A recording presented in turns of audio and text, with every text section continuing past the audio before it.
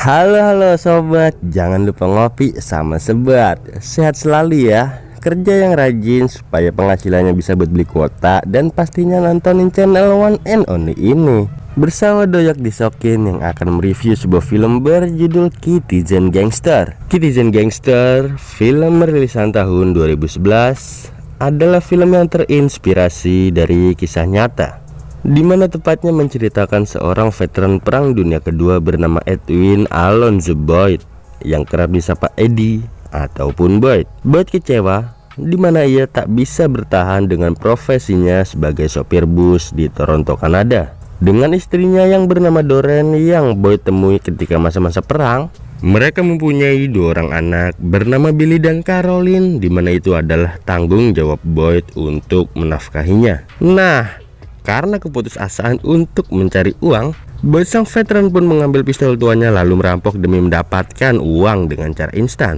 Dan langsung saja kita ke isi ceritanya. Film berfokus pada Boyd yang setelah Perang Dunia Kedua usai, ia berprofesi sebagai sopir bus. Selesai kerja, Boyd pulang menemui sang istri dan dua orang anaknya. Lalu ia berdansa di tengah jemuran, di mana itu adalah profesi Doreen, istrinya, sebagai kang laundry. Karena saat itu Doreen ulang tahun, malam harinya Boyd bersama Bill dan Caroline anaknya memberi surprise pada Doreen. I love it. What's that? Yeah, there is.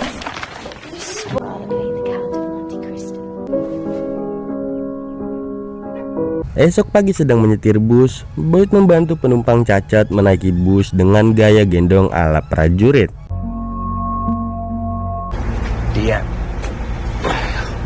Seketika Boyd yang resah dan stres karena ekonomi keluarganya berhenti menjadi sopir bus. Kemudian Boyd berada di sekolah akting milik Tuan Green. Boyd mencarinya karena ia sempat bertemu di bus saat ia menjadi sopir bus.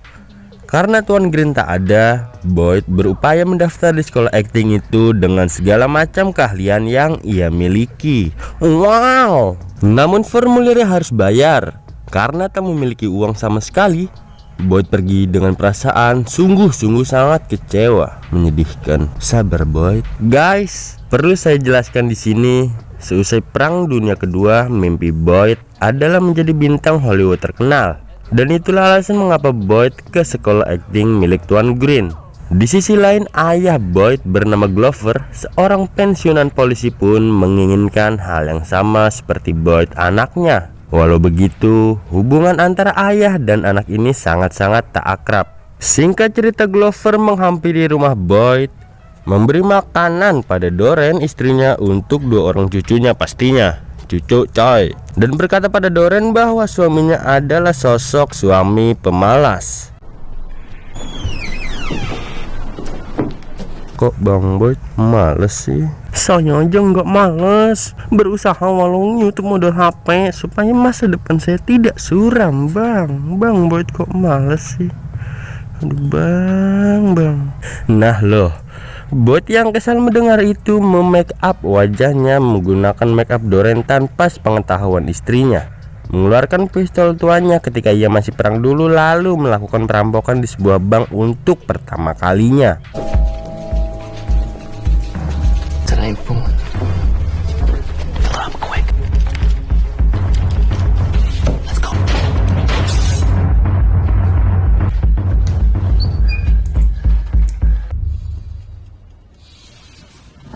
Usai merampok semua hasil perampokannya, ia gunakan untuk membeli bahan pangan, menukar tambah mobil bututnya menjadi bagus dan gokil ya. Ia mengaku pada istrinya bahwa ia mendapat semua uang itu adalah hasil dari kerja aktingnya.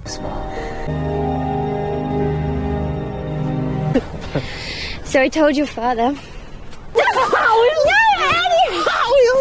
Perampokan pertama berhasil, tentu perampokan selanjutnya terjadi. Hingga Boyd masuk ke semua berita media. Namun di semua berita media yang tersebar, identitas Boyd aman dan ia terkenal dengan julukan perampok bermake up. The forbidding symbol of tomorrow, the serene calm of our city has been on the horizon.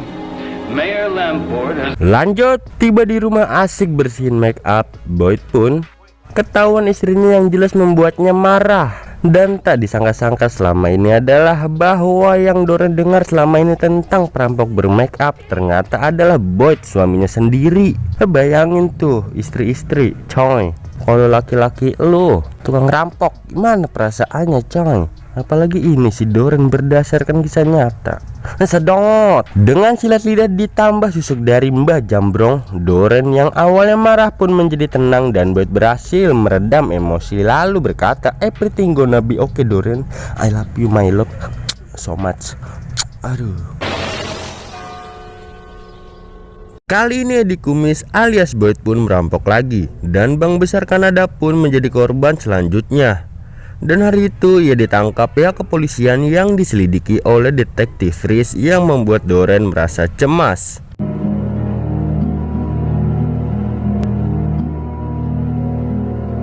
Wait for it. You got any words for your readers? What? Yeah, find a job. Kemudian Boyd dijenguk oleh Doren istrinya dan 2 orang anaknya. Sungguh sangat menyedihkan karena kelakuan Boyd. Keluarga kecilnya pun terkena dampak yang membuat mereka dijauhi juga dikucilkan oleh lingkungan sekitar. Sempat baku tonjok ketika awal masuk penjara, namun setelahnya Boyd akrab dengan napi lain bernama Jackson dan Willie. Ternyata Jackson pun masuk penjara karena merampok pula seperti Boyd, sampai satu kakinya harus dipotong karena perampokan sadisnya. Lalu Jackson mengajak Boyd dan Willie kabur dari penjara yang tentunya berhasil.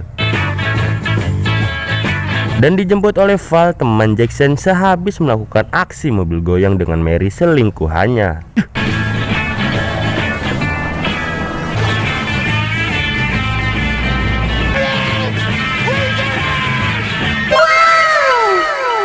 Usai kabur dari penjara, Boyd mengabari Doren istrinya berpesta karena berhasil kabur, dan gokilnya Boyd mengajak teman barunya yang lain atau napi-napi itulah pokoknya merampok esok hari. Bayangin ngerampok lagi di Bank Besar Kanada yang membuat ia tertangkap dulu. Mungkin dendam kali ya. Ngerampok aja terus. Nah, di sini ada Ann, pacar Jackson, juga ada Mary, si cabi-cabian selingkuhan Val.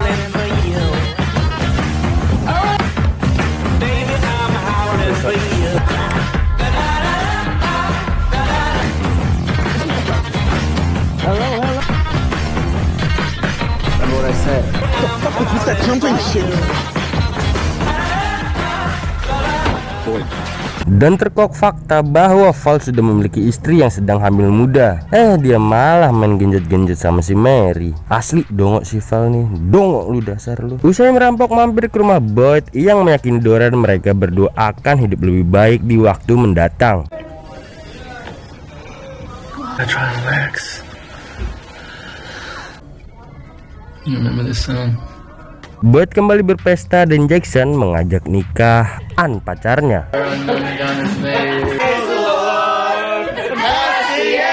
Ready?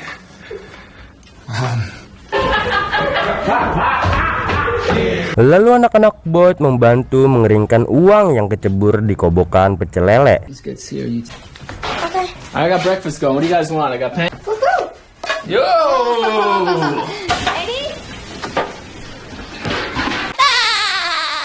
Lanjut pada Glover, ayah Boyd yang dihampiri detektif Reese karena Boyd kabur dari penjara. Sepanjang tanya jawab, basa-basi bla bla bla, karena kita tahu ayah dan anak ini tak akrab, sudah jelas Glover menjawab bahwa ia tak tahu anaknya di mana, sekalipun ia pensiunan polisi dan detektif Reese adalah juniornya.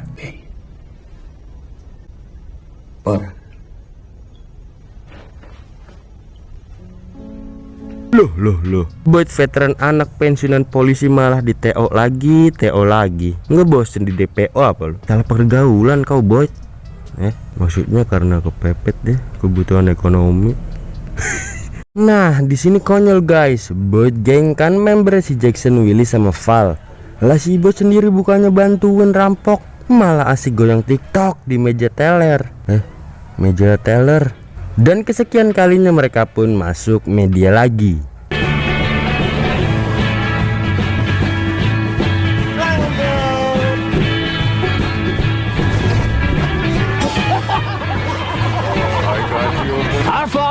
art in heaven, hallowed is thy name.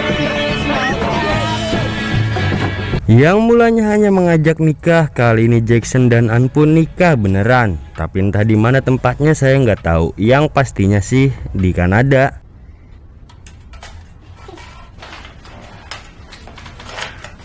Malam pun tiba di sebuah mobil kodok yang saat itu becak motor belum ada pastinya. Di sana Val pun sepenuhnya menjadi sosok suami yang mana ia memberitahu Mary bahwa perselingkuhannya cukup sampai di sini karena istri Val akan melahirkan anak pertamanya. Nah, gitu dong.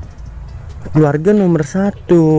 Di sisi lain Boyd menghubungi Doreen istrinya dan meminta maaf karena sering sekali meninggalkan keluarganya karena Boyd berjeripaya mencari uang demi keluarga.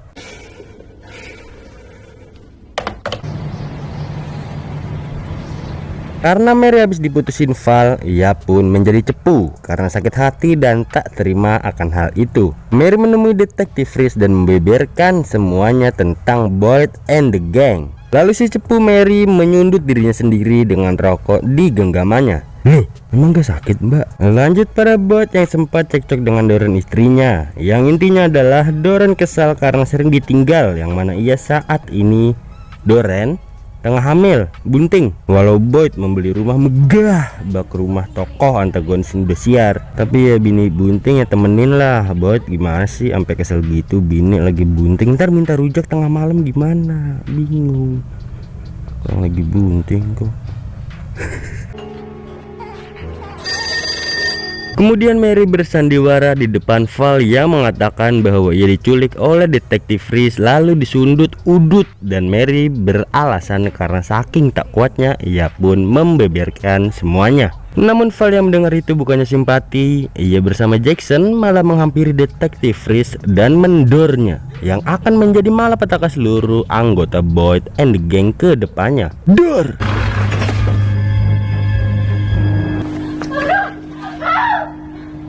Karena hal itu Jackson dan Val mengabari istrinya masing-masing untuk mengamankan diri sejenak, dan malapetaka pun dimulai, yang mana Will ditangkap. Lalu tak lama ketika Jackson dan Val di persembunyiannya ditangkap pula.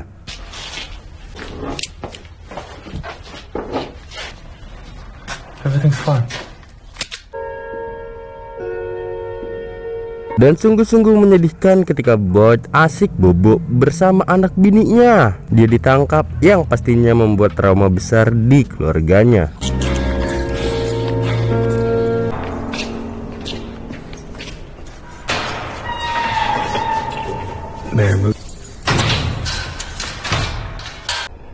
I know.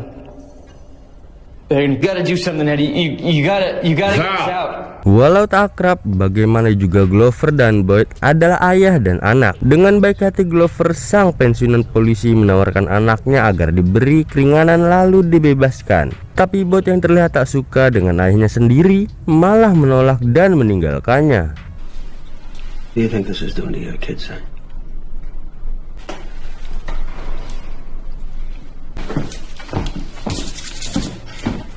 You okay? Hey Willie.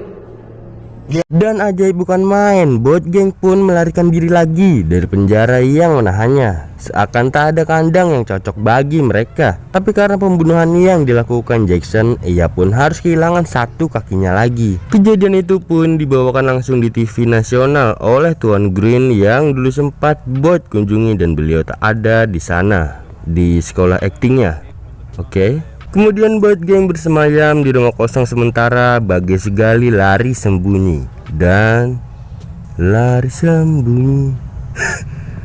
Penyanyi Iwan Fals. Speculating that the Boyd gang. How long are we gonna wait? Karena hal itu, Doreen istri Boyd pun diperintahkan oleh pihak kepolisian menyiarkan di sebuah radio agar seluruh anggota Boyd Gang menyerahkan diri, termasuk suami Doreen itu sendiri. Come back. This brings to a close our special broadcast. This is as to what. Singkat cerita, keberadaan Boyd Gang terendus pihak kepolisian yang membuat mereka semua ditangkap. Detective Reese Edmund Boyd and William J.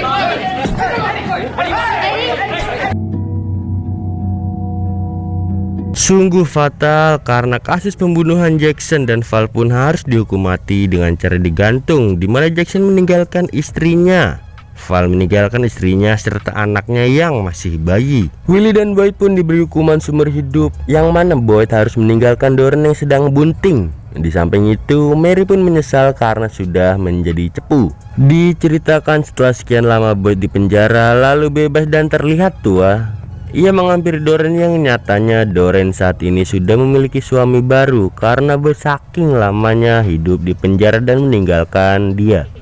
Lalu Doreen menceritakan bahwa Billy, Caroline dan anaknya, anak bontot yang lahir saat Boyd di penjara pun sudah lahir dan sudah besar semua.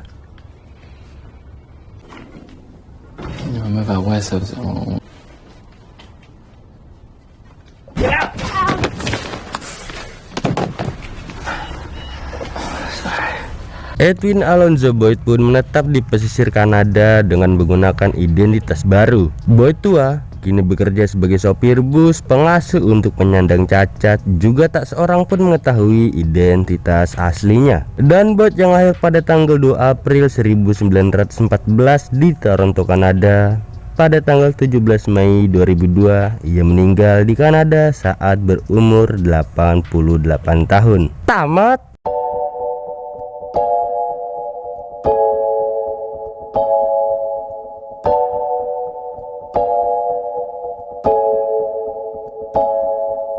Setelah menonton, menyimak, dan membahas film Citizen Gangster ini, pesan moral yang saya dapatkan adalah ketika masa-masa sulit dalam suatu kehidupan, bagaimanapun keadaannya, janganlah mengambil jalan pintas, apalagi nyari duitnya ngerampok, buseng. Dan bila benar-benar ingin sekali memilih jalan pintas di saat masa-masa sulit, ingatlah selalu, hidup itu pilihan, dan apapun pilihannya kita harus siap dan tanggung jawab akan pilihan yang kita pilih. Itulah film yang saya bahas kali ini. Bila ada rekomendasi bisa tulis di kolom komentar ya guys. Dojok Disokin, terima kasih banyak untuk yang menonton sampai habis, dan sampai bertemu di video selanjutnya. Bye bye.